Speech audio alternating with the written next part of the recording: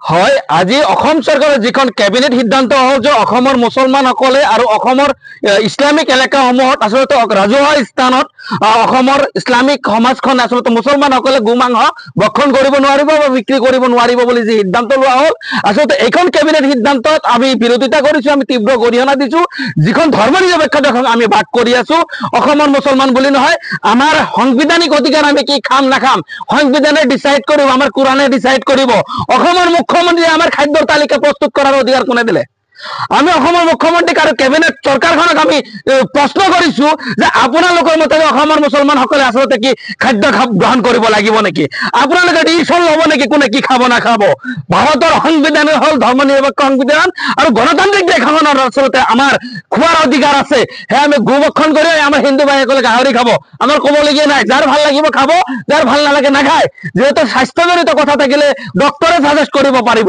Doctor Himanta Biswa Sarma আৰু অসমৰ BJP নেতাধীন চৰকাৰখন তেওঁলোক আচলতে গৱেষক নহয়, স্বাস্থ্য গৱেষকে এই সিদ্ধান্ত দিলে আমি বিবেচনা কৰিলো হয়।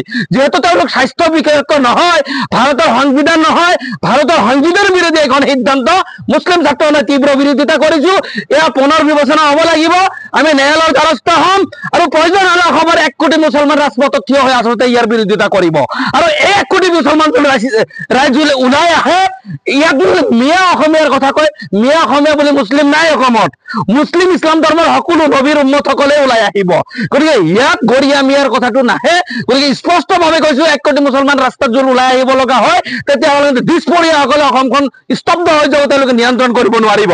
গতিকে নিয়ন্ত্ৰণ কৰাৰ স্বাৰ্থত মাত্ৰ সময় আমি 10 দিন বান্ধি দিছো। এই 10 দিনৰ ভিতৰত পুনৰ বিবেচনা কৰি এই সিদ্ধান্ত বাতিল কৰিব লাগে।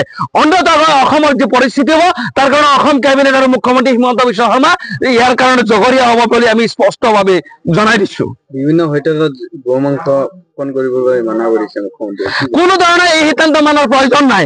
আমাৰ যিসকল ভাইসকলে উইলিংলি খাই আছে, এই খাদ্যহে এইটোলৈকে আচলতে কালচাৰেল কালাৰ দিয়াৰ কোনো যুক্তি নাহে। গতিকে ভাৰতবৰ্ষৰ সংবিধানে স্পষ্টকৈ কৈছে, যোনে যি খাব পাৰে তাৰ সাংবিধানিক অধিকাৰ আছে, তেওঁ খাব পাৰে।